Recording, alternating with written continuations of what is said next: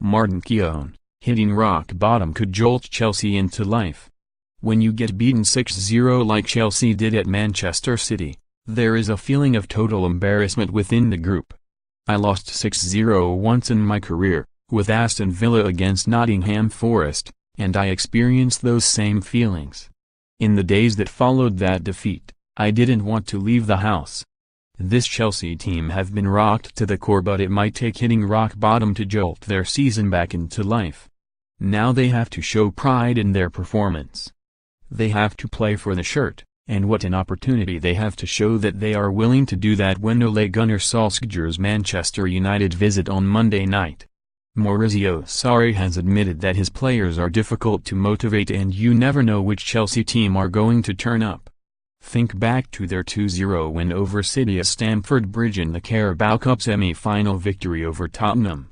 This is a sign who are capable of brilliant performances when they are up for it. I make them slight favourites to win against United on Monday evening. It has not been an ideal week for United. Solskjaer suffered his first setback since returning to the club, and tactically, his team were taken to the cleaners by Paris Saint-Germain. United could not cope with PSG playing with a back three. The French champions pushed their wide players high up the pitch, forcing United into retreat. When Juan Mata came off the bench, he spent most of the time at right back. The key strength for Solskjaer's team is the way they counter-attack in numbers with plenty of pace and no fear. Chelsea are weak defensively, but they will not have to deal with the pace of Anthony Martial and Jesse Lingard, who are both injured. Instead, they are likely to face a front three of Marcus Rashford, Romelu Lukaku and Alexis Sanchez. United showed PSG far too much respect in their Champions League loss, and they cannot afford to do the same to Chelsea. If fear starts to creep back into these players' performances, their FA Cup dream will come to an abrupt end at Stamford Bridge. I was 38 years old when I hung up my boots, the same age as Ashley Cole now. Watching the full-back sprint down the left wing as Derby chased a second-half comeback at Brighton on Saturday, you could see he has lost none of his determination to win. He's kept himself fit, too. Mentally, you can want to keep going, but your body has to come with you. Derby decided against throwing him in at the deep end, and rightly so.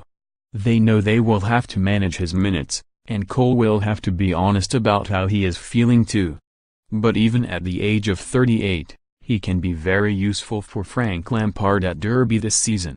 Pep Guardiola has to select his best 11 for Manchester City in the Premier League, and unfortunately for Riyad Mahrez, he has not made the cut lately. The £60 million forward may feel frustrated, but he has to keep fighting.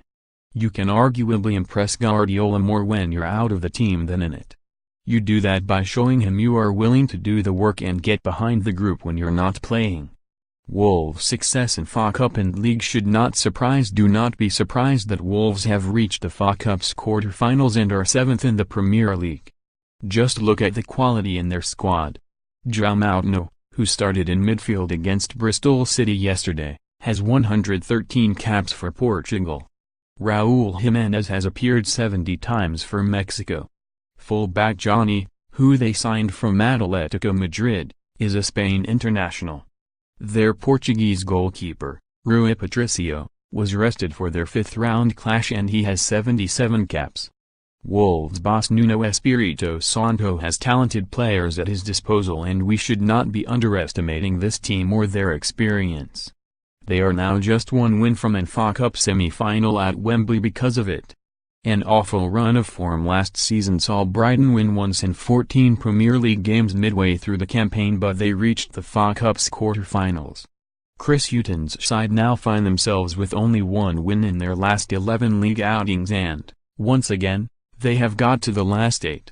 It is a difficult juggling act, but Hughton, who won the FA Cup twice as a Tottenham player, will be desperate to fare better this year and hope for another home tie next.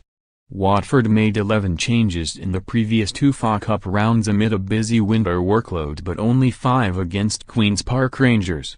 What helped them win 1-0 at Loftus Road was that Javi Gracia named players who were determined to get that result and avoid an upset, such as Troy Deeney. The captain said afterwards they did not want to be the ones who went out. Now, They will be one of 6 top-flight sides left in the last 8.